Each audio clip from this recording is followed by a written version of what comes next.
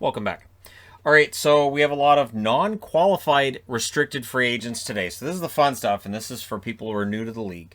This is how this works. So you have restricted free agents, younger players who you have control over, but you have to send them a qualifying offer. You have to send them a qualifying offer at a certain amount. And if you don't, if you say, I'm not going to qualify them with a contract for next year, they become unrestricted free agents for next year. It does not mean that the team that doesn't give them a qualifying offer isn't going to sign with them. It just means the team saying at that qualifying offer price, we feel like that's a little bit steep. So we're not going to qualify you. We're going to work out a contract, or we're just going to let you go. Now, the biggest news so far that's happened is Anton Stralman is now a member of the Arizona Coyotes as they continue to take on money from other teams, and they do it at a price. So they also get Vladislav Kolyachonok, or yeah, that's as close as we're going to get to me being able to say that today. He's a number 52 pick in 2019. Once he comes over, we'll work on the pronunciation then. But either way, it's a prospect going to Arizona along with Anton Stralman, who, of course, Florida was looking to move out because they need more cap space. They're trying to re-sign Sam Reinhart, right? So they're going to need some cap space to do that and for other players on the roster as well. And they get a 2024 second in Arizona, so they're garnering second-round draft picks the same way you used to in video games. I just rack up first and second-round picks until I broke the game. I didn't know that could happen. So what Florida gets back is cap space, and they get a 2023 seventh-round pick. So not too shabby of a trade for Arizona yet again. And for Florida, they now have plenty of cap space so they can re-sign Reinhart and not have to worry about it. So, yeah, I like the trade for both teams. They both get what they want here. Arizona builds up draft picks, and Florida gets that cap space. Paul Stastny has kind of surprised me a little bit today. Re-signs with Winnipeg. 1 year, $3.75 million. So Stastny, who is expected to go to market, decides, no, I'll sign in Winnipeg. So that's good news for the Jets. That maintains some depth down the middle for them. And we'll see how things shake out for them next season. But Stastny is staying. Because we always hear about, nobody wants to play in Winnipeg. Who would want to sign in Winnipeg? Look at their team. There's a lot of guys under long-term contracts that they signed with the Winnipeg Jets. So there are definitely players who want to play in Winnipeg. Pius Suter, not qualified by Chicago. And apparently the negotiations weren't going well. So while Suter had a good rookie season, the ask may have been a little bit high. The Blackhawks not liking it, and therefore they don't give him a qualifying offer. He is expected to go to market. Also, David Kampf, not qualified. They may re-sign him. So Suter likely to be UFA. Kampf probably stays. We'll see. And then down here, you'll notice Adam Gaudette has signed a 1-year extension worth $997,500, which is after he didn't get the qualifying offer from Chicago. And that's why I'm saying just because a player doesn't get the qualifying offer doesn't always mean he's ending up going to market. San Jose's on the board twice. First off, Ryan Donato. No qualifying offer for him. I think he probably does hit the free agent market. And this is where Seattle's going to commit to this, right? Some of these guys, Ron Francis is going to look at and say, you know what? I can get a value on this guy. I know this guy can put up some points. I know Donato could score 10 to 15 goals. We'll give it a shot. Maybe Nick Ritchie ends up going UFA. We'll see. I thought Ritchie had a half-decent season. I'm mildly surprised Boston doesn't qualify him. They also don't qualify Andre Kasha. So with those two not being qualified, they both go UFA. Kasha, probably done in Boston. Ritchie, I don't know necessarily that we're not going to see him stay in Boston. Again, I thought he had a half-decent season. They just didn't want to give him his qualifying offer.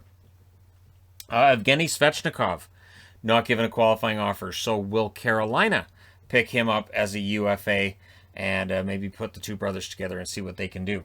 And Detroit also making news today in that they have re-signed Gustav Lindstrom for a 2-year deal. I like Lindstrom a lot. Very good. Pure defensive defenseman, but I think he's solid. And so Detroit making some moves again. And I kind of agree with both. Svechnikov probably needs a fresh start, and Lindstrom should be one of the top 6 this year for a Detroit team that should be better than last year. The Nashville Predators have managed to sign 2 of their players as well. Ben Harper signs a 1-year deal for $800,000. Jeremy Davies signs a 2-year deal at the NHL level. It would be worth $750,000, When he's in the American Hockey League, it is worth $125,000 per season. So we'll see which way he ends up. Pittsburgh, no surprise here either. Mark Jankowski, who had a good start to the season, and then it fell off quickly. He is not given a qualifying offer by the Pittsburgh Penguins. So he will be hitting the UFA market in all likelihood. I would be kind of surprised if Pittsburgh brings him back. And we'll see if there's a market as well for some of these guys, right? Word leaking out as well is that Seattle may be the landing spot for Jayden Schwartz. Jayden Schwartz, it's interesting because I think he's a good player in the playoffs. As long as he can stay healthy and if he can re-find his mojo, however you want to put it, I think he could be a useful pickup for Seattle. And we'll see if Seattle gets tied to other teams as well. But it looks like Jayden Schwartz is probably headed to Seattle. It's just weird because I thought teams weren't negotiating with anybody yet. But I guess if you don't make him an official offer, I guess if you just call him and go, let's just say you're a free agent. Would you be interested? Maybe he said, yeah, sure. So, yeah, we'll see how many players end up going to Seattle starting on Wednesday, right? Interesting news. I'm kind of laughing about this because looking through feeds and all that today, Columbus is apparently interested in bringing back Foligno, right? There's another logo I got to put there too. Well, I don't have it on here. Minnesota, there's rumors that Minnesota may be making a play for Nick Foligno to unite him with his brother Marcus. Toronto is apparently talking to Nick Foligno about coming back and staying with Toronto after they gave up a first rounder to get him. And Edmonton apparently is ready to give him a pretty good, decent term deal. So adding Hyman and Foligno from Toronto. Any of those four teams could be in. Honestly, all four of them, I was like, that sounds reasonable. And then I'm looking at the next year, I'm like, that sounds reasonable as well. All of these sound reasonable. All right, well, we'll see what he does. If he ends up in Edmonton and what people say if he goes there and if he signs a longish term deal with the Oilers. Because the rumor about Toronto, it looks like it's a 2-year deal. The rumor with Edmonton may be a 4-year deal. Your guess is as good as mine. And again, Minnesota may be wanting to put him together with his brother Marcus and see what they can do. So, yeah, a lot of teams in on Nick Foligno. Also on the rumor front, Patrick Nemeth apparently will be joining the New York Rangers once free agency opens.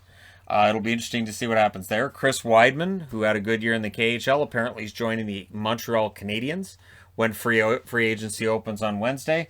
And I wouldn't be surprised if we see a lot of these secondary players, not necessarily the big names, getting signed early on. And rumors leaking out about them like Nemeth and Schwartz as well.